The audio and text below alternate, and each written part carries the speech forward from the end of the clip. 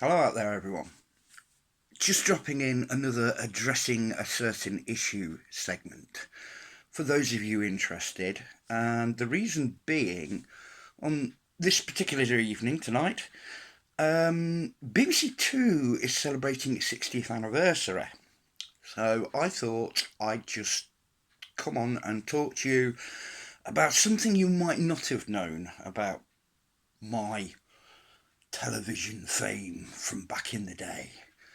And that was the launch of the Teenage Diaries, which was a whole new concept. Video Diaries had been on BBC Two for one, I think perhaps two previous series.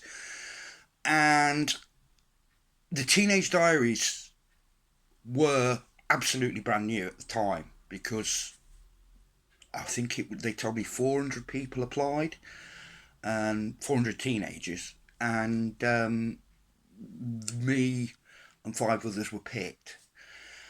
And to launch that particular thing, along with the new series of diaries, of the adult ones, in 1992, before it was screened, the launch was at the Museum of the Moving Image in London, close to the old exhibition centre. And it was amusing for a couple of reasons I thought I'd share with you. Probably because me and Greg got absolutely twatted on drink. Yeah. Um, there were two bin bottles full of bottles of wine, and bless the BBC and Bob Long and his cotton socks and everything else, he'd actually got us 4 bottles of lager, which was all they got. And they put them for me because they knew that we had a propensity to be a bit lager fucking boys, as we were, right?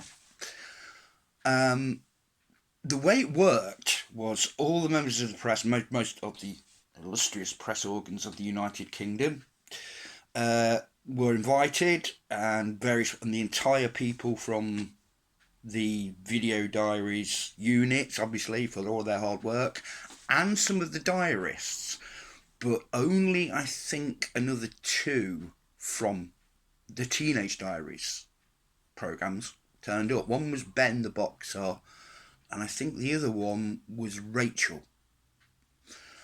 And I met both of them and spoke to both of them, and they seemed okay and everything else, but I was getting, what's her name? Getting a bit leery.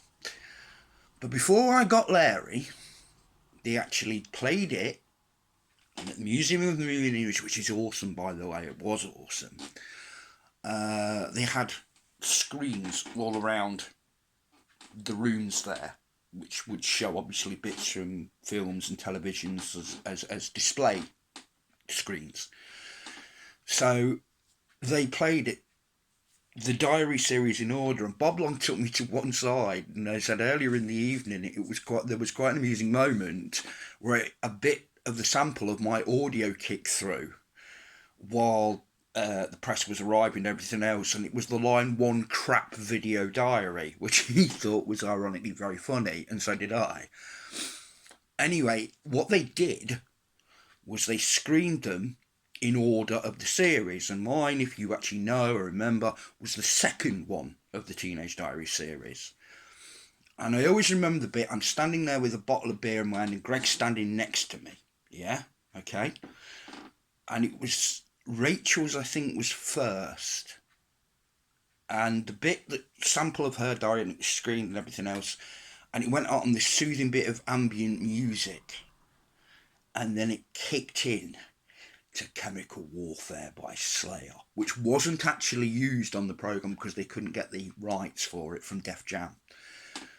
But it kicked into Chemical Warfare, and there is that bit with me headbanging like an absolute lunatic, which they cut to Carcass when you see it on the diary. But it was Chemical Warfare by Slayer. My brother's standing next to me, grinding just the neck of that guitar. And you could see there's like 150, 200 people there, and they're like all look up and going, what the fuck is this? And they all looked around and saw me. And obviously the diarists had put name tags Chris, so that the press could buttonhole us afterwards and everything else. And I'm like looking at them with the cat going, up yours. Yeah, this is what I'm about. Slayer. Yeah. And Greg's looking at me like, oh no, like that. But it was amazingly funny. And we drank the lager really quick, and then we just started it in the wine until it reached the point, two big, like plastic bins full of bottles of wine, white and red. It got to the point where I literally gave up taking glasses and I just reached into that and pulled a bottle out for myself.